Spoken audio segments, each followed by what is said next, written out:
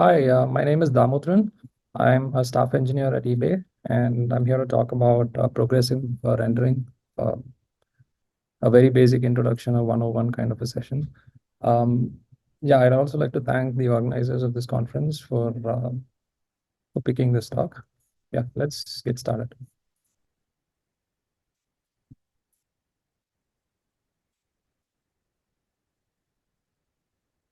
So when we talk of progressive rendering, right, we're talking about HTML progressive rendering here. And to start with it, we need some background. It all starts now with this new rage about server-side frameworks that are happening right now. You see all these Vue frameworks like Angular to Vue to Solid, Svelte, React, all of them moving slowly towards the server side. And you see all these new frameworks called meta frameworks, which are showing up now, like Solid Start, SvelteKit, Next, Nuxt, Marco's Run, and obviously the React server-side components. But we'd first like to see why we are slowly moving towards the server side and what were the issues on client-first renders or single-page applications. To start with, if you just take a look at single-page applications or client-first rendered applications, the basic problem was that um, there was no work happening on the browser until there was some form of HTML that arrived. So that form of HTML would most likely be scripts in case of single page applications. So what happens is this scripts arrive, and until then it's just a blank page with a spinner. And once the scripts arrive, they have to be downloaded, they have to be parsed, and then they have to be executed for any sort of HTML render to actually happen. And only when that is complete, the HTML render begins and you see some HTML on the page. So there is a lot of issues in terms of bundling where you have to do route-based code splitting, and you also have the bottleneck of the network due to round trips happening. And you see that all this happens along the critical render path, and it cannot be really parallelized, and it's all going to be waterfall. So then what happens is you have server side renders, but with server side renders, you have this additional issue. I mean, you have the additional the goodness of using APIs like the resource sense APIs and the early events APIs and all of that. And you're also able to make the server do work in terms of getting the data. So in case of the previous thing, you see that once the scripts arrive, download, they are parsed and they execute, and then they begin fetching data. But here, the data fetching happens on the server side itself. So when the HTML arrives, any sort of HTML content, you get the actual HTML itself. So the page is going to be render ready. It only has to, it's although not interactive or operational because it still has to download resources like JavaScript for it to be able to be interactive, but at least you see the page is going to be rendered much ahead. So the effect of moving from client side to server side is that you're able to reduce one waterfall over here. And that's because the data fetching mostly happens for the main content on the server side, and it is not going to happen on the client side except for some basic form of refreshes and so on. The other nice benefit is obviously with respect to SEO. So you see here, there is no heavy reliance on download, parse, and execution of JavaScript to actually render HTML because the actual render happens on the server side itself. But is this efficient? Let's see. Let's now see what is progressive rendering. Progressive rendering is a very old technique wherein you're able to flush to the response stream, or you're able to write to the response stream more than once, so that you're able to emit HTML in chunks. So if you take a look at this example here, this is an example from marcojs.com where they show how exactly progressive rendering happens. When the first image, you see that it appears as a single chunk, the entire thing shows up. But on the image on the right side, you see that all the HTML gets rendered progressively in chunks. So the basic idea of HTML progressive rendering is that you give the browser some form of a head start wherein you are able to flush HTML in chunks, and you're also able to flush resources much ahead in time so that the browser is not staying idle, as in the case of client-side rendering where there's a lot of idle time on the browser. And while the server is working to render the HTML, fetch data, do data orchestration, service orchestration, and all of that, the browser is not kept idle, but it continues to download resources. It is able to parse and do all of that. So as the chunks arrive from the server to the client side, it is going to be immediately rendered. And this is the the very basic idea behind the progressive rendering. So let's go back again one step behind. So what happens without progressive rendering, right? So let's take a hypothetical example of a use case where you have a page with that shows some ads. You have some search results and a filters to be able to drill down the search results. So you have these three services that your page is dependent on: ad service, search result service, and the filter service. The problem without progressive rendering, if you do server-side rendering, is that even if all these services are going to have different response times, you are not able to start the render. So you are going to wait until all the services are going to complete, and then you begin the render cycle. So there is this blank page that is here, and then the your actual HTML render completes. You're flushing the HTML, and then the CSS and JavaScript begins to start their downloads, their parse, and all of that. So here the render begins only after all the service is complete. And then once the HTML is flushed out, then you start the download. I mean, the browser is going to start the download of the CSS and JavaScript. And then finally the page is rendered. But even if it's rendered, it is not fully operational yet because JS has to execute. It has to wire up all the event handlers and all that for everything to be interactive.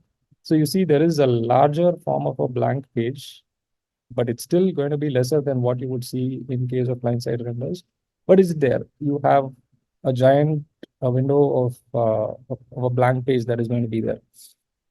It is certainly faster than client-side renders, but not as efficient as it. So now what happens with progressive rendering, right? So with progressive rendering, there are so many techniques internally. So the first basic technique is to be able to flush out the head section. So the head section includes your scripts, your meta tags, and and even the style sheets and all of that information about style sheets, your scripts and all of that. So with this, what happens is the browser is not idle now. It is able to start the download of these resources, parse it and all that, while the server is waiting for the services to complete. And then it begins its render, and then it is able to flush the HTML here. So you see that now when you compare it with the previous case where the HTML was flushed out here, the HTML flushing happens right away. So you're able to, so the browser is able to download resources. It is able to, parse them and all of that. But then the page becomes operational only when the HTML arrives.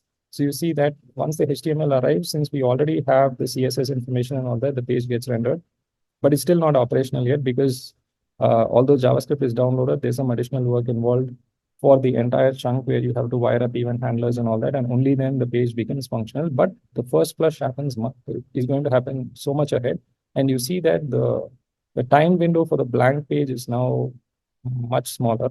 Although there is a gap, you see here between the HTML chunks that are there. This gap is there because the actual HTML render is not yet done, but you're still able to flush out the head section with the CSS scripts and maybe the header. And maybe if you have a navigation section, you can still flush that. So the server is here, the browser has a lot of work to do while the server is actually rendering the content here. So is this efficient? It's certainly more efficient than the previous use case that we saw where there was a huge window of a blank page.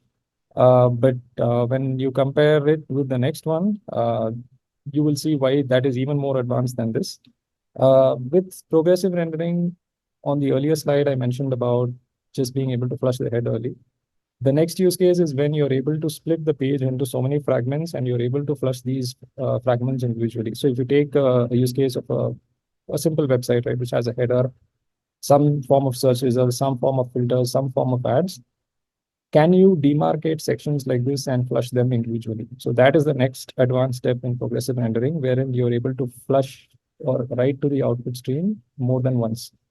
So in this case, right, you have two possibilities that arise. One is if you're able to flush in order, or are you able to flush out of order? So we'll just go over this, right? Let's now take the use case of this example here. Let's assume that the ads section is one call, the search results is one more call, the filters is one more call.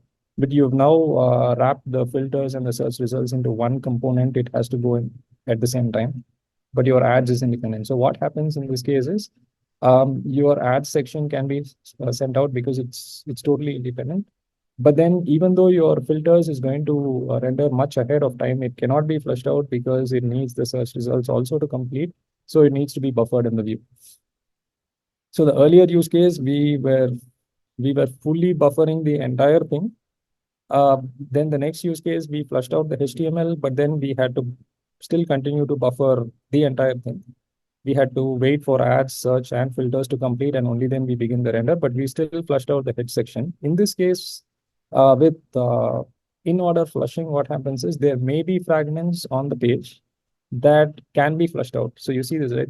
So the ad service, I mean, once the ad service completes, you can finish rendering that segment and you can flush it out. Then you see that the filter service completes, but it's going to be dependent on the search results to complete. So it cannot be flushed out. So it just continues to buffer. And it has to be flushed out once the search results completes its render. So you see this between this. So you have this giant open space here and then HTML. Here you have a couple of fragments, which is the head section and the header section, navigation, and so on. And then you have a giant blank space and one fragment of HTML. But in this case, you have like 3 fragments of HTML because you can flush the head section once, the header navigation once, and then you can maybe flush the ads fragment. But then you still have this small gap here wherein the view is getting buffered on the server because the filters section cannot be flushed out. It is dependent on the search results section. And so once the search results completes its render, you then flush out that fragment together. So you see, you still have a small window of blank space over here. But the browser is still not idle. It's a good thing because it's able to still download CSS, JavaScript, and all that. You have the first flush as usual. And then you're also able to do a second flush, in this case with the ads fragment. And then finally, you have the full search results and the filters flushed out. And then there is a small unit of JavaScript work wherein it is going to be able to wire up the event handlers and all that for the page to be fully functional. So this is in-order flushing, wherein you are able to flush some fragments asynchronously, but you still have some fragments that are codependent on each other and have to complete. So you have to buffer it, and there is no other way. And the final most extreme form of progressive rendering is where you're able to flush out of order. So in this case, right, you see when compared to the previous thing, although the filters is going to be dependent on the search results, we don't wait for it to be complete. We don't wait for the search results to be complete. Instead, we flush it immediately as it arrives. The same way, we don't wait for any fragment to be, any fragment that is going to be dependent on each other to wait for the other fragment to arrive. So in this case, right, you see there is absolutely no gaps between fragments. So you see between this case and this case, you would notice there is a small a window of space that is here, but that is not going to be present with out of order renders. As and when HTML is going to be rendered, it's going to be flushed out. So the browser is constantly working. It's constantly waiting for it's always going to be processing chunks as they arrive. Maybe download some CSS, maybe download some JavaScript, and so on. And every time there is a chunk that arrives, you're going to have a small operational unit of JavaScript work there because to wire up event handlers for that specific fragment and so on. So every fragment, as it arrives, there is a small amount of JavaScript work, and then that fragment is going to be functional. So this is what we call as out of order rendering. But the caveat with out of order rendering is that while the renders are going to be out of order and the flush is going to be out of order, if you don't have JavaScript, this is not going to work because you need JavaScript to be able to move the elements back into its right places in the DOM. Because if you flush out of order, and if you don't do this small operational unit of JavaScript work to move segments back into the right places, the render order is going to get messed up on the page. You're going to have fragments that appear fully out of order, and it's not going to show up in the proper places that you would actually imagine it to be. So now that we talked about server-side rendering, and then we talked about what is progressive rendering and what is the 3 subsections of progressive rendering, you see that progressive rendering is made possible through async rendering and streaming. So what happens with async rendering and without async rendering, right? Without async rendering, you wait for all these services to complete and then you begin to render HTML. But with async renders, you're able to render individual fragments like as the service is complete. So you don't wait for all the services to complete and then start the render, but you're able to start the render for those individual fragments that you are able to mark out. Same way with streaming, right? If you don't have streaming, you cannot flush out HTML chunks as they get completed. But with streaming, you're able to flush out HTML chunks as they get completed. Sometimes, depending on the progressive rendering technique, say for example, if you're doing in-order flushing, you might be able to flush out some segments, but you might have to buffer some segments in memory. But if you're doing out-of-order flushing, you don't have any reason to buffer anything on the server side. You can just flush things as they are. So we'll just look at some small examples here. This is the example that I was talking about, the single write use case. This is going to be synchronous single writes, wherein you just have one chunk of HTML that is getting rendered on the page, and there is nothing much to this. So you see, you write once, one entire chunk, and that's about it. The next one is when we want to do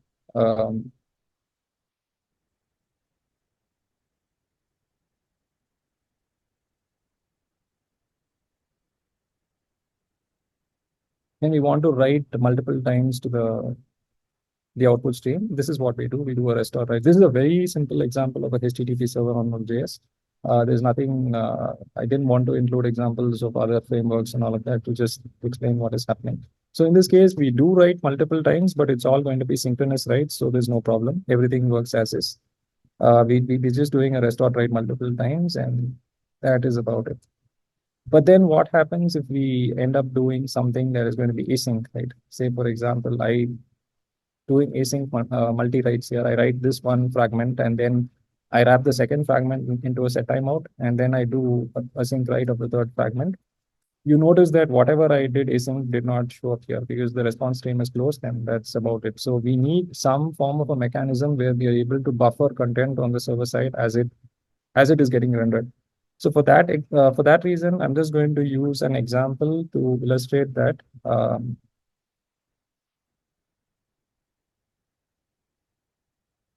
So this uses a module called async writer, which is like one of the modules that's used inside Marco.js was being used earlier. They've now moved to a different thing called async stream. But as you see in this, right, you're able to write out of order into this, but this async writer is a module that takes care of doing all this work of buffering, ensuring that the order is maintained, so that when you flush it finally, it ensures that the I mean, all the chunks are going to be flushed out in the order in which it was originally supposed to be. So in this case, right, you would see that uh, you can see this A is written, but then there is a wait time that happens for B, and then C is written out, and so on. So this is how the async writer is able to buffer content on the server side so that it ensures that the order is getting maintained. So you notice A, then B and C, and then finally you would see D arriving in this case. But then we spoke about those additional subsections of progressive rendering. So can we see an example of that, right? Where we are able to, so in this case, we rendered out of order, but things were flushed out in order. And it is not going to need any form of JavaScript for this to work properly and so on, because the order is going to be maintained on the server side itself, and that's about it. So once it arrives on the client side, it's all going to be in order. But then when we do out of order flushing, right, if we don't have JavaScript or if we don't ensure that form of JS work to move around components, this is what would happen. So this is the next example wherein I'm using a simple form of an event emitter to send out fragments to me. I'm writing once to the output stream here, hello world, and then I'm writing the final fragment by world asynchronous, I mean, in a sync fashion. But then all these individual data that arrives is going to arrive like in an async fashion. It's going to be out of order, and I'm also not going to maintain the order on the server. I'm just going to flush things as they arrive. But if you notice what happens, the first fragment is written out. Then what happens? The last fragment is written out, but then the work that was async is going to appear after the last write, and it's going to be out of order. So you notice that the order here gets messed up. Which is not something that we ideally want. We want the order to be maintained on the client side because it's otherwise going to be uh, badly messed up UX. So this is the final example where we are doing out of order renders. We are also flushing out of order.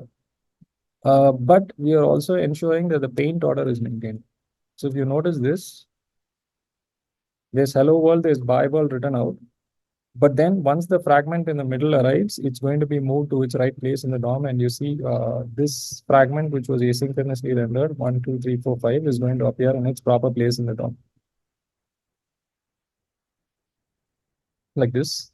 So what this module async writer basically does is it's able to create some form of a lock on the response stream, some form of placeholders in the response stream. Like for example, I'm writing out once here and I'm writing out the other one here. But this fragment of work is going to be async, and it ensures that the order is properly maintained by ensuring it is going to buffer that, it creates locks for that, and is able to replace those locks with the proper data that, I mean, as it arrives. So that is what the async writer is going to do in short.